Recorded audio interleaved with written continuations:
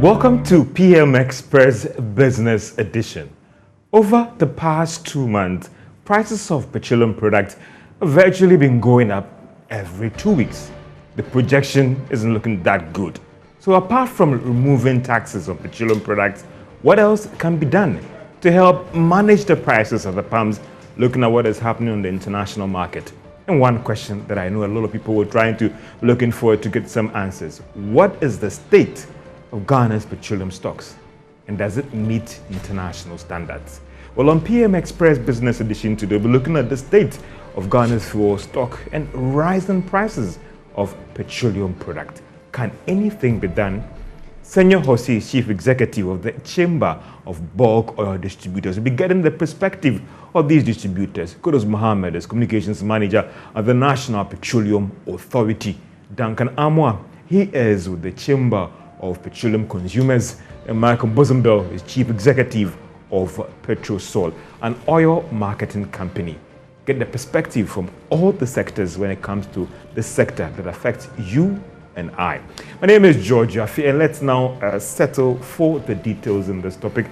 And Duncan and Kudos, how are you doing? And we'll be taking a short break, and after the break, we'll get more details on that one.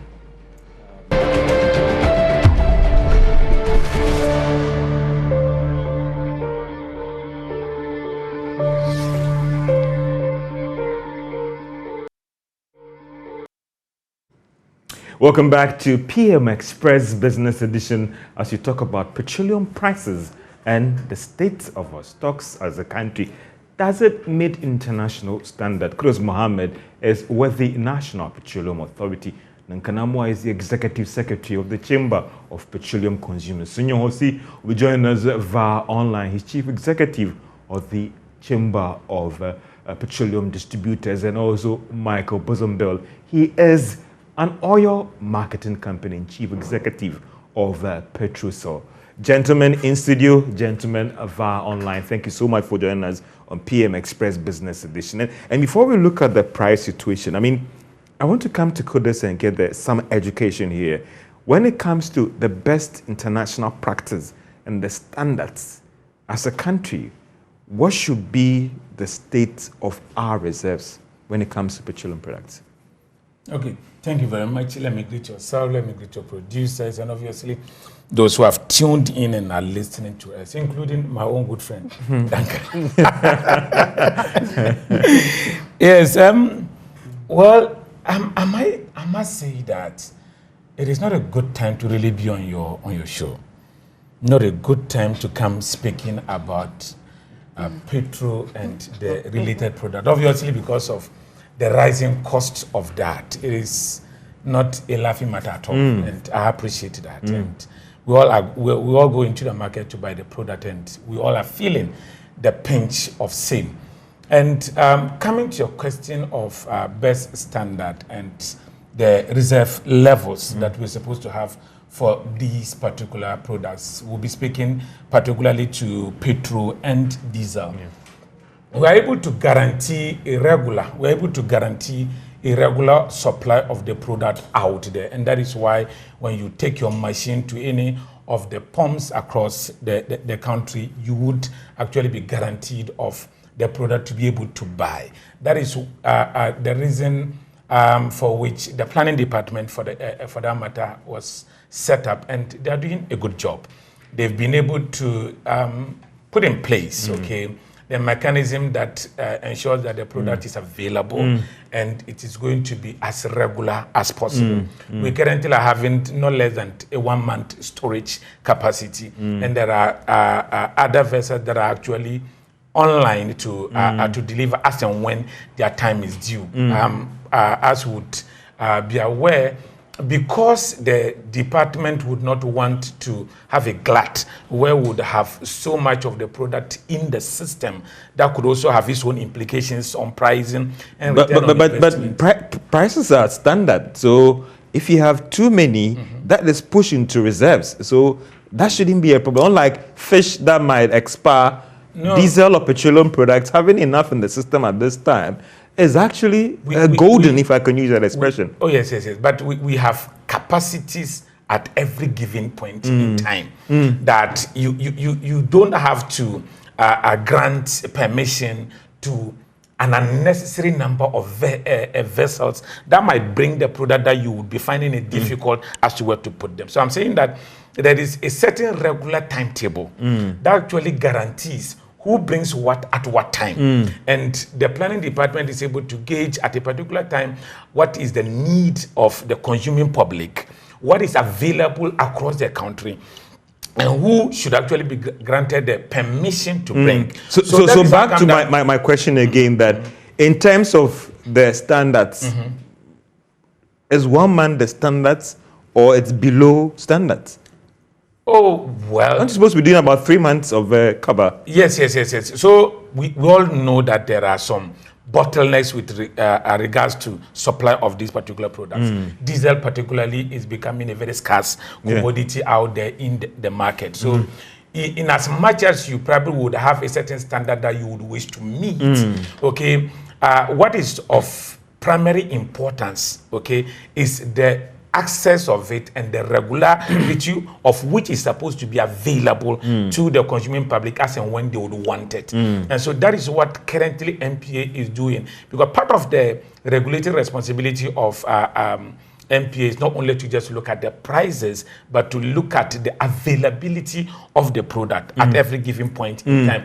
I agree with you that we probably would have a certain benchmark that talks So the benchmark is supposed to be about 3 months, right? That's okay. But we have 1 month, and that is something that some will say that it is not good. Yes, it might not be up to what is ideal.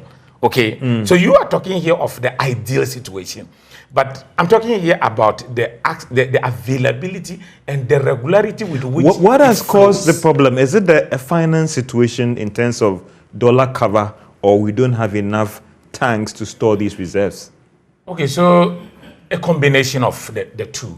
I've heard a lot of the BDCs, for example, complaining of access, first of all, to forex and a competitive rate for that matter, because whatever it is, they would certainly be passing on if there is any excess that they need to pass to the consumer.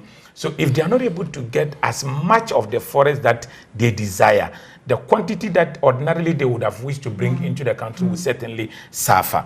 And we've heard their complaints, for example, of how they are not able to get all of what they need from the Bank of Ghana. Equally, they are not able to get all of what they need from their respective commercial banks. And obviously, it would affect the quantity that they would ordinarily be wishing to bring into the country. So it's a combination, but probably a lot more tilting towards the availability of forex. But I believe that seniors should be able to speak much more directly to this particular issue. I'll come back to you, Kudos has been Watson. What has been the policy recommendation to the Energy Ministry and the Finance Ministry in dealing with this situation, and whether we should panic or we should be at ease? I mean, Duncan, I mean, you represent these consumers, and when you hear some of these concerns, are you worried, or you think that, listen, in emergencies, this is what we are supposed to deal with or manage? George, we are not planning. Let's forget about the flowery language. We are not simply planning for our people. You are getting into very difficult times, and between now and December, it's not going to be child's play. Why? I mean, aren't you being a prophet of doom? We've been prophets of doom, and we are 13 Ghana citizens. We keep saying these things so that action could be taken to avert any catastrophe. We don't get to see too much of the action. You would rather hear justifications, rationalizations, and attempts to defend sometimes things that we should be moving away from. You shouldn't have a country that solely depends on, what the private BDCs are able to store for all of us. There was a good reason for which we put up a bulk oil storage and transportation facility. I have said that has been modeled just similar to the Oklahoma cushioning in the United States. What they are able to do is to store crude for as long as they could, so that when times are difficult, they can release crude onto the market just to augment or, simply help. So they plan they plan for the rainy day. We fail to plan. We simply, we buy and sell. That's all we do. And for which reason, if you read a lot of the papers yesterday, boss is making profit. At a time that I am worried about what I pay for fuel, at a time that I still pay for a certain boss margin, right, to maintain a facility, at a time that I still pay PDM for boss to be able to move product from depot to depot, the only benefit I'm getting is that boss says it has made profit. Well, it would sound good, but go back to what you were set out for in 1993 when we decided as a country to have a buffer. That buffer was not meant to be there for profit. It was meant to be there to cushion everybody in difficult or in times of distress like we find ourselves. Unfortunately, I said it elsewhere today, whilst the country, Ghana, is probably heading for the Kumasi Road, boss is headed for Takoradi. You talked about planning, and where is the planning where every country at this time is facing a lot of challenge? And I'll be going to Senor Jose for some clarity on this. If you look at a country like maybe Lithuania or Denmark, and they are all going to Rotterdam for finished petroleum products, obviously, Ghana can't play in that space when it comes to purchasing these bulk products and bringing it back to this country. So you see, you bring me back to the same planning issue. Petroleum price, and it has the bullish sentiment, the bearish. It also has a certain, line. It drops sometimes and then it shoots up. Those were things you could forecast, right?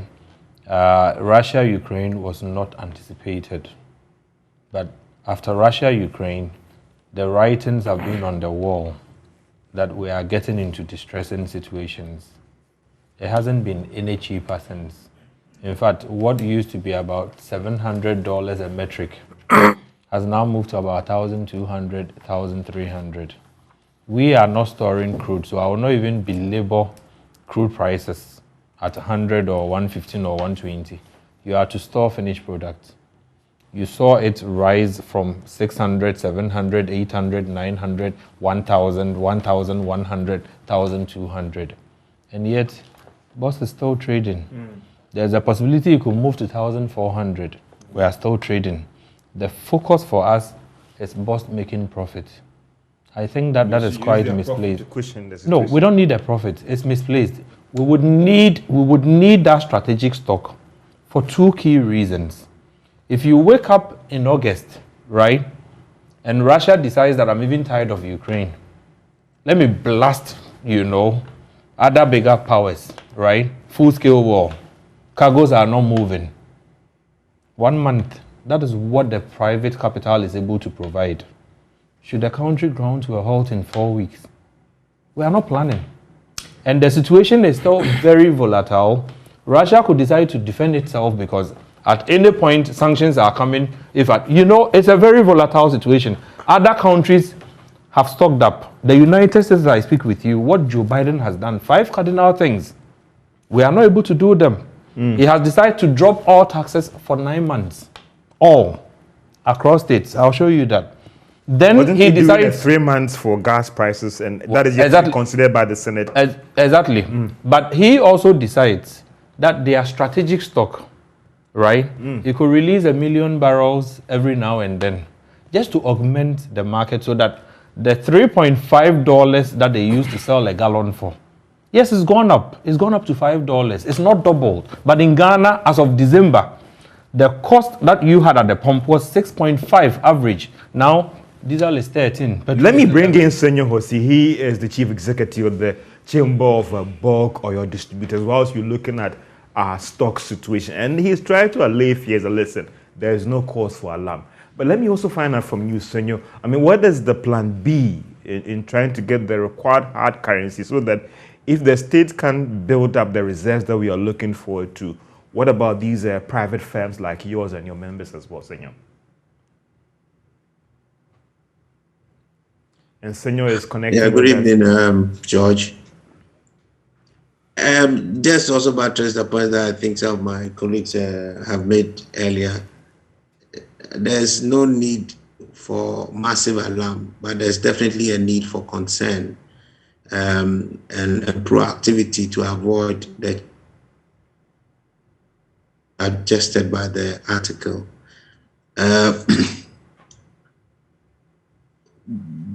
We have been engaging with the commercial banks to address the issue of foreign currency because it has direct implications on our ability to sustain our services to the country. And not just us, but anybody who has to play this role, whether it's a government entity or it's quasi-government or it is a private sector entity. The same conditions will apply. What the commercial banks are working with us, as well as the central bank, to do is to look for mechanisms that can improve a lot more certainty and assurance to the international market that supplies for oil will surely get the FX or the US dollars required to pay off. We are looking at an oil FX market that will also increase predictability and bring in the commercial banks in the auctions or the forward auctions that the central bank currently is undertaking. I think that with these interventions, we should be able to address significantly the challenges we face.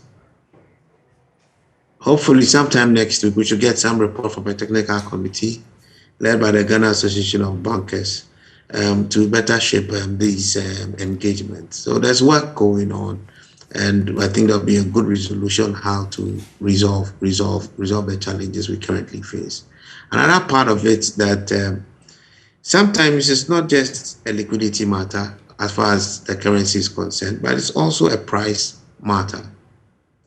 Today, the central bank's forward rate is at 7.741 or so. What's the auction that was last done? But if you go on the market and you really want to contract a forward, I don't think you get anything really less than 8.5. Now that is quite tricky. If you've done pricing somewhere around the central bank rate, you'll actually be hoping to have another central bank FX or auction to be able to avoid the crystallization of a forex loss or foreign exchange differential loss.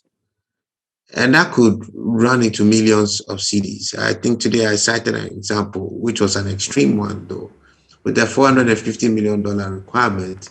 The variance between both rates is about 75 pesos. That would imply about some 330 thereabout $1 million loss that could hit anybody. So what will happen is that most people will refrain from trying to take the dollars of the market if they haven't priced right and just hope they can get sourcing from the central bank. To fix that would actually need a proper adjustment in pricing. Prices have to be adjusted to reflect the real rates that are on the market. And I think with all these combinations and a dedicated auction for the commercial banks as well to support the sector, we should address this quite easily. So, Senor, Thank you. I get from you that something is being done to deal with the FX situation to ensure that things are okay when it comes to our stock situation. Absolutely. A lot is being done, and a lot has been done. And I must commend the central bank. The Bank of Ghana has been very, very supportive in this entire process. We started facing these problems significantly in the early part of the year, and by the beginning of the second quarter, they moved in with a structured intervention to support us. And some of these solutions are significantly inspired by the structures that they also put in place. So there are solutions being developed, and I think we should have these things resolved. So, Sanya, you spoke about realistic prices. Aren't you charging realistic prices? I engage some of the OMCs, and I'll be going to Mr. Besumbo, where they talk about your vision and even in payment more of, and I stand to be educated, cash and carry, and you are pricing a little bit higher now. Is it then we're still within your space when it comes to the pricing, or something has to be done when it comes to regulation, please? The truth of the matter is that we are not paying realistic prices. you have a lot more people trying to speculate. So sometimes, as prices are supposed to be adjusted high, people are not, or they will stock a lot more and hope that the next window they recover. The truth is that this year is likely going to end, or this particular half year has ended with a lot of massive losses within the BDC and maybe even the OMC subsector. It's sometimes mind baffling when you see the rates that are actually on the pump. It's you look at the XREF prices, the taxes alone supposed to be added. You wonder. I sometimes wonder how the oil marketing companies have been coping. I'm sure my brother Bozumbil is here. He will be speak to it much better. And the BDC, you look at what they have, and you look at the market rate, you realize that there's going to be a challenge. So what some of them are doing now, and why people are now trying to convert closer to cash. When you get closer to cash, the FX risk or the depreciation provision you make in your exchange rate assumption will become less or close to zero, because you can negotiate an exchange rate today and maybe get 8.25. So you don't need to use 8.5 as a forward rate. You use 8.25. You collect it now, but possibly you could take that and also invest it over the next 30 days, and it may compensate for some of the losses you would have made. So all kinds of models are being juggled by the players, but where I said these are not sustainable solutions. So we have to put structures that make the market reflect the price. There are two things that happen. If the players fail, the entire supply chain will also fail. If the supply chain is failing, the IoT confidence in our market will also fail. So the ultimate cost will be quite high for us as a country. So we need to make sure our prices are a bit more realistic, and there's room for regulation. But it's difficult for regulators. My brother Kunduz is there. When you are seeing prices lower than they should be, you are happy because consumers will be paying less. The only thing is that in the long run, the players who are supposed to sustain supply may have challenges doing it in the future. But there's room for some regulation to make sure these things do not get out of whack. I'll be coming back to you, Mr. Host. Let me go to Mr. Michael Bozumbel. I mean, for you as an oil marketing company, you are the face when it comes to pricing, and we drive to your service station. For you, what is the problem when we hear stories like some challenges with stock situation and some things are being done? For you, as an OMC, what is the challenge? Thank you, George. And good evening, colleagues. I think the issue for us is simple. Once there is product availability, we move products straight to our retail outlets, and then we deliver to the consumer. So we don't really have any problem if we have enough stocks in the country, because if you take a typical OMC's job, we do a lot because we invest in retail infrastructure. So the capital, that is required to make sure we build state-of-the-art fuel stations with underground storage tanks, employ staff across the country. There's so much to do on that side. So having taken that responsibility, our expectation is that the BDCs will also be supported to do their part and ensure that when we make requests, for products based on quality specifications, we get those products delivered on time, so that our operations do not suffer. So where we are now, we have noticed that for quite some.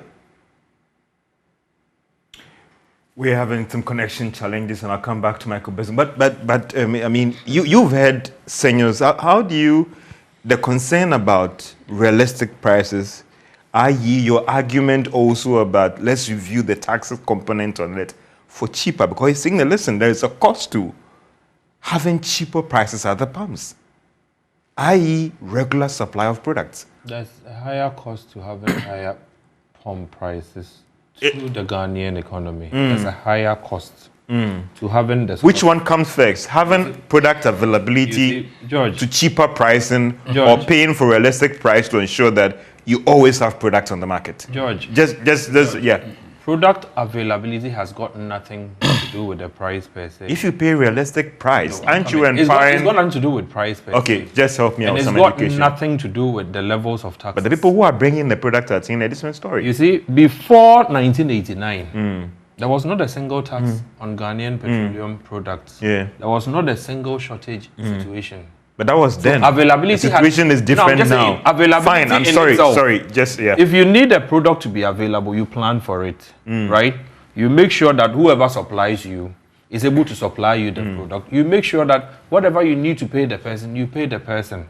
But if you go and add incremental taxes, the way we have it on ours, such that at one point in time in 2015, we said, look, crude prices have, tumbled. Let's put onto it something we call special petroleum tax, right? Because crude had dropped to 30, below 30. Today, it's gone above 110 when you had projected for 57. So that dynamics for which you set out to collect special petroleum tax doesn't apply any longer, yet we are collecting it.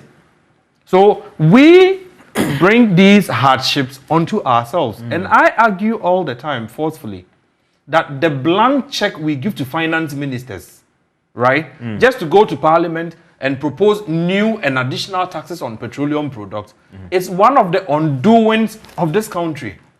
Where we sit today, petroleum price or products alone would drive inflation for a very long time. Yeah.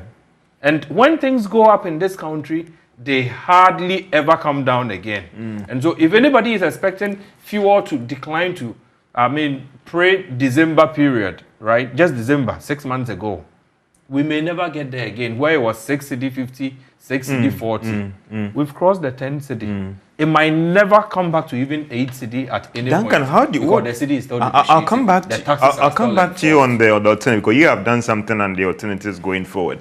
But if taxes on petroleum products were even reviewed by 50% 4 months ago, looking at what was happening right now, that could have been wiped off. Let me explain to you. Help me George, out. you see, yes, we make that argument. No, I'm But just... what we don't get is that petroleum pricing is incremental, right?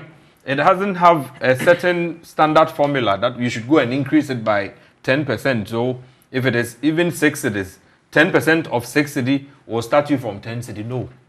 So if you had reduced taxes then, the increments that would have come wouldn't have brought you to 10 cedis. Okay. You probably would have been hovering around 8 cedi, 9 cedi. So even if we were to see further increases today, we will not be at 13 or 12 or 11. It will be slightly lower because there were some reductions done, and whatever increases that will come subsequently will pick from the lower level and not the increases that we had seen. It's incremental.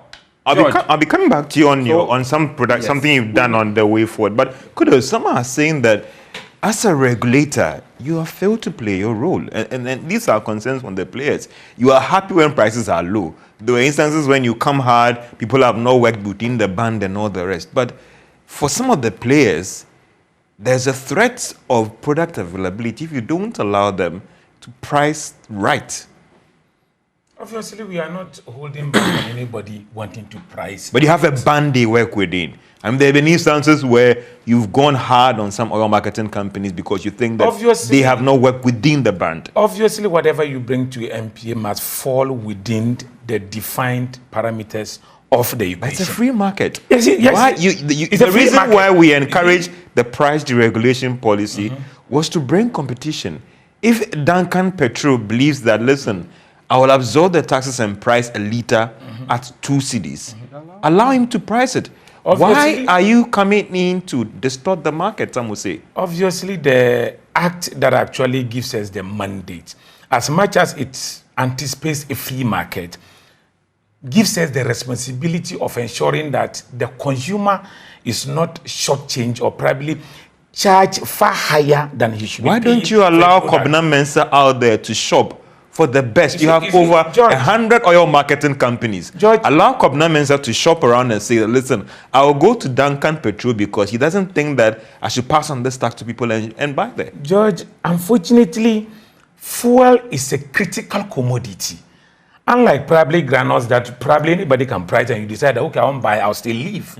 But fuel, you need it. I like this point. You understand? Fuel, you need it. George, because you need fuel and the critical role that it plays in the economy, there should be a certain policing responsibility to ensure that one, it is available.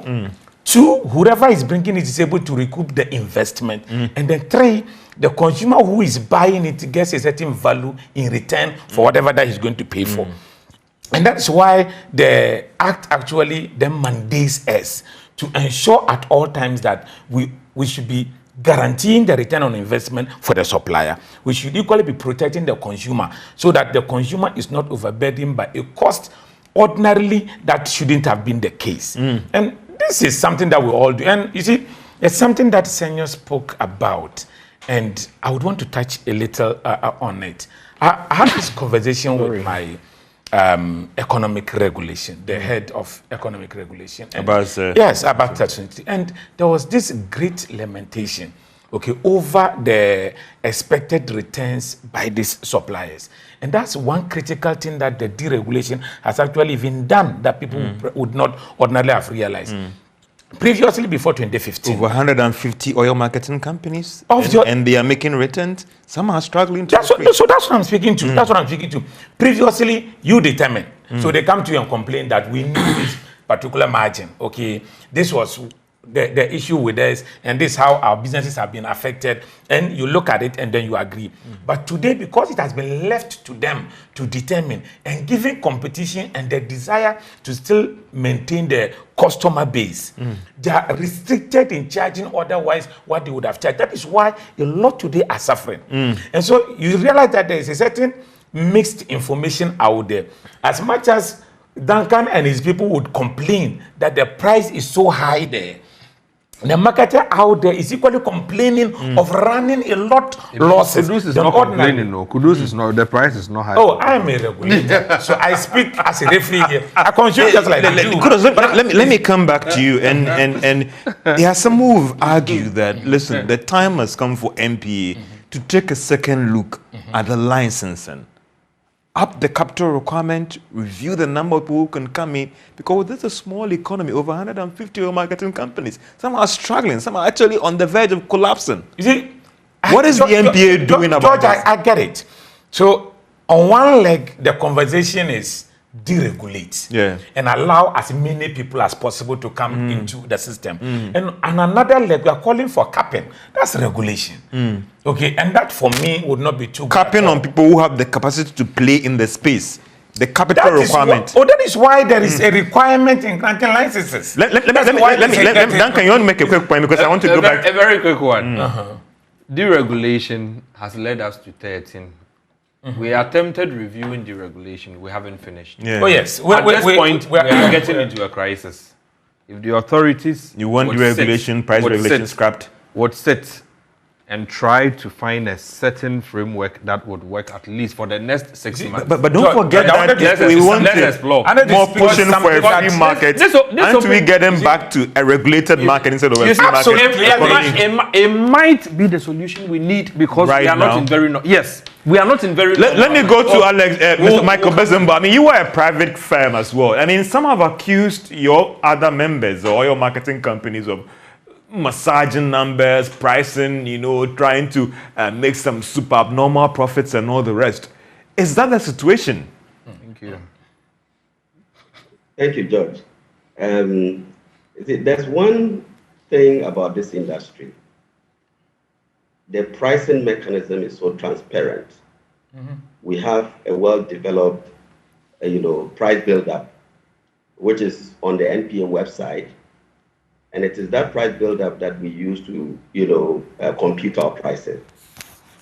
And I do understand, and some of us, having worked in leadership at the Association of Oil Marketing Companies, we have had, cause to complain about, some aspects of some members' operations that we thought the regulator ought to have stepped in to clean up.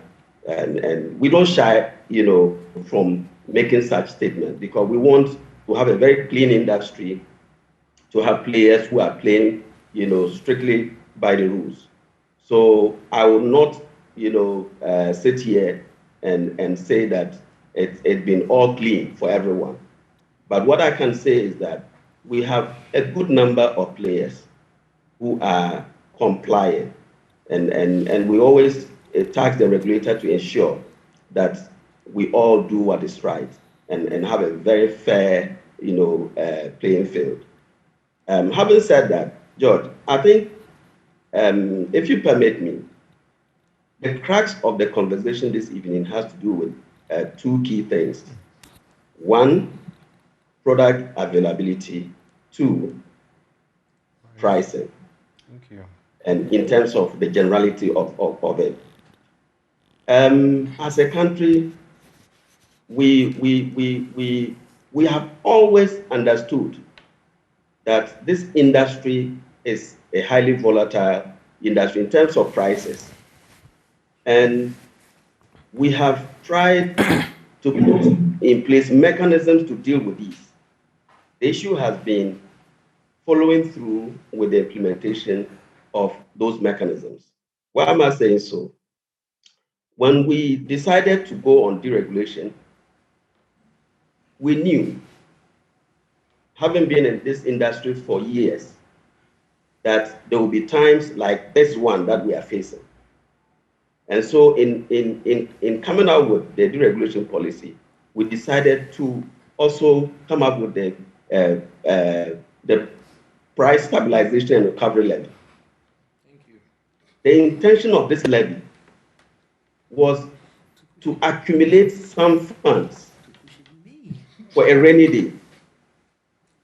So the expectation is that if we were disciplined as a country, whatever we had generated from the price stabilization and recovery levy, we would have been, converting that, buying dollars and accumulating in a fund, for which at this moment would have,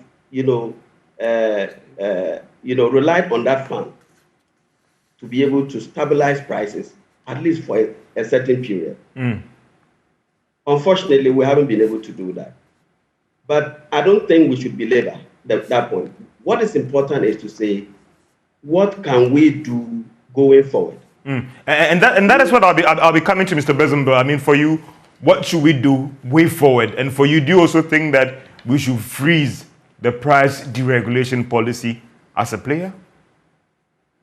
I would say no. And I'm saying no as a patriotic citizen who has, spent over 25 years in this industry. And I have seen how governments, over the years, have always promised that they will intervene and have failed. So deregulation as a policy isn't bad, but there are some aspects that we need to address.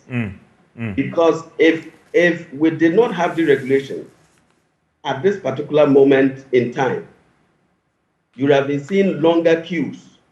Okay. Than you are seeing. And Mr. Bezenberg, so for you, just in a minute, I'm not sure we haven't seen any queues, but I'm just saying you'd have seen a lot more chaos at the various fuel stations. So for you, way forward on the pricing and then the stocks, what do you have to say on that as you wrap up with you on that one? Okay, so good.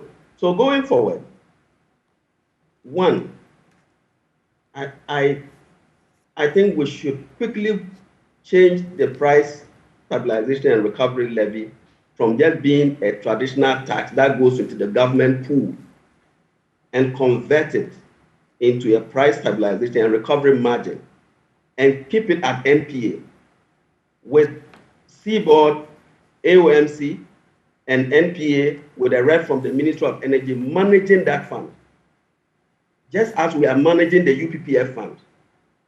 The UPPF fund, the Unified Petroleum Pricing Fund, is being housed in NPA.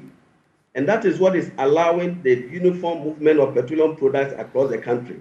I can bet you, George, if this fund had been kept in the Ministry of Finance, you would have seen a lot of chaos in the country. So my view is that we should immediately change that, price stabilization and recovery levy into a price stabilization and recovery margin. Okay. And house it an NPA and start accumulating funds. Okay. So that's one. Then two, you want me to continue as you hold on? I want to take a short break and I'll get back to you. And I'll also come back to you, Duncan, on the way forward. That if we should, is the tax removal the way forward in dealing with the situation? And back to NPA, what you are doing for us. And Senor was here as well, as in what's the way forward. Take a short break and we'll be right back.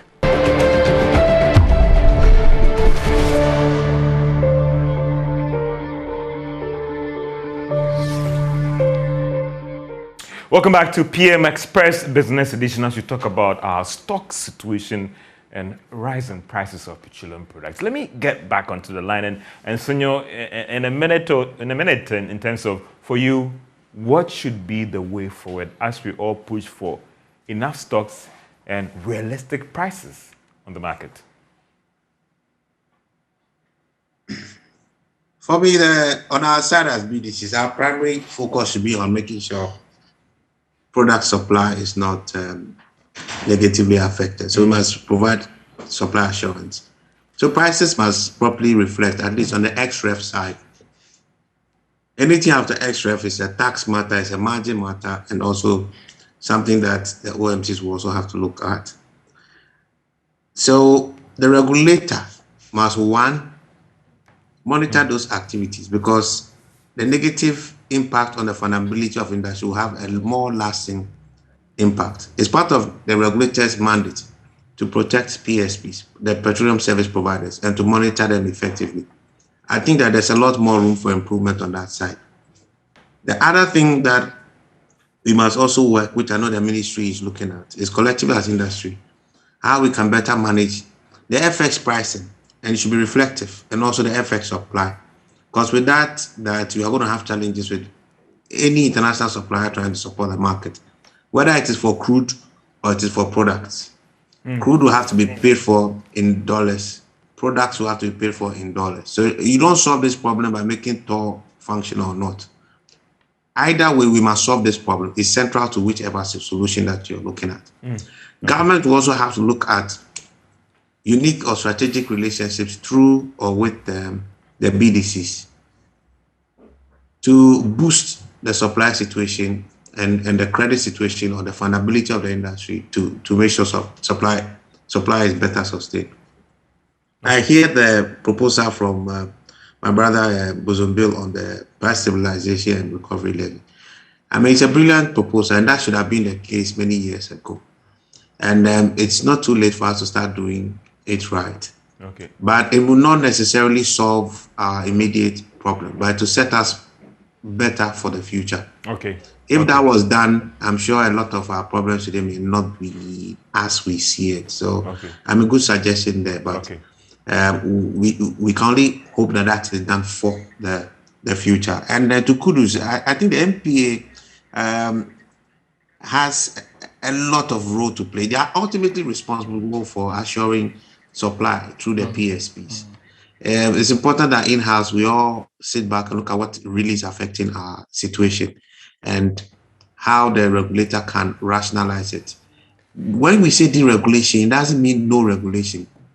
So the financial market is still deregulated in Ghana. It doesn't mean that the central bank doesn't put standards and set clear requirements of all of us.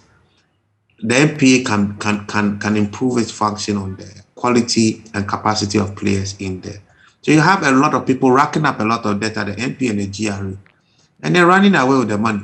And these are just new BDCs, OMCs that come in, or BDCs that play in, and it's now become an environment for perpetuating fraud against the state. So there are things that a regulator can do. And I know that Honorable Hamid is quite passionate about these things and he's doing a great job to attest. So we all have to work together as industry to see how we can improve the current situation. Deregulation doesn't mean no regulation. Thank you, Mr. Osi. Mr. Besombo, 30 seconds for you. Way forward in 30 seconds.